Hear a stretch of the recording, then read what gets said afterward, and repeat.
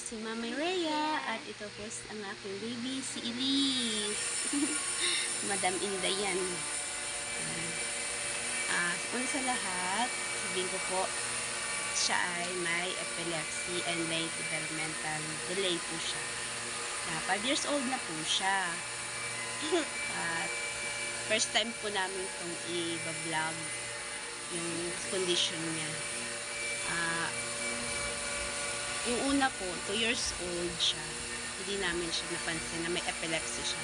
Kasi hindi siya nakitaan ng pangisay. Hindi siya ganun eh. Yung sign ng seizure niya ay very rare na. Para lang siyang inaantok. Tapos, iba yung seizure niya eh. Natutulala. Tapos bigla nilang siyang tatamlay. Akala ko dahil late blooming lang siya kasi sabi ng iba, ay natural lang yan, hindi pa siya nakakapaglakad, hindi pa nakakapagsalita.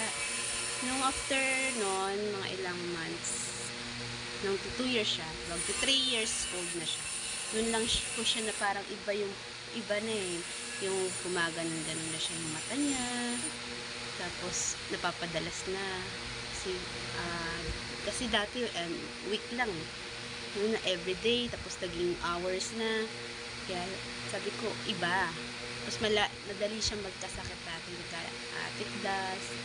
So, pina-check up muna namin siya yung mga rashes niya. Yung sinabi ko yung about din sa naantok siya, bigla na lang siyang gumaganyan, bigla na lang siyang nalambot yung tuhod, pag nagpatayo, tutumba.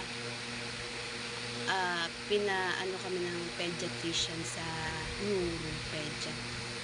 So, yun na nga. Hindi pa,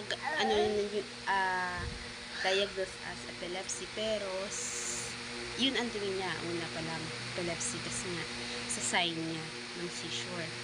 So, private.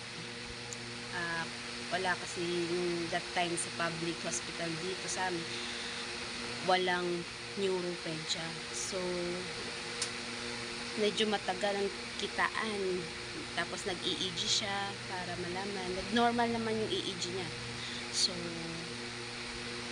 matagal na. Tapos, lumalala yung sign niya.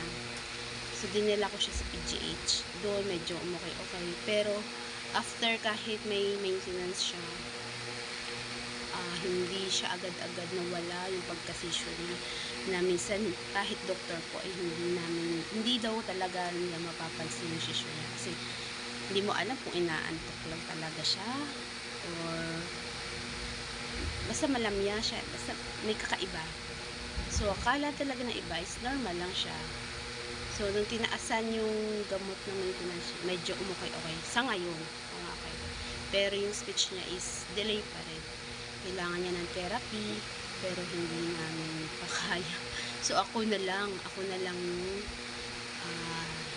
kung ano nakikita ko sa ibang mga video, ginagaya ko po, therapy niya, tapos pinipilit ko yung, hindi ko kasi siya pwede talagang pilitin ng sobra kasi na may time na pag naninervyo siya, yun, medyo maano naman yung nagsasensya niya, parang hindi niya magets.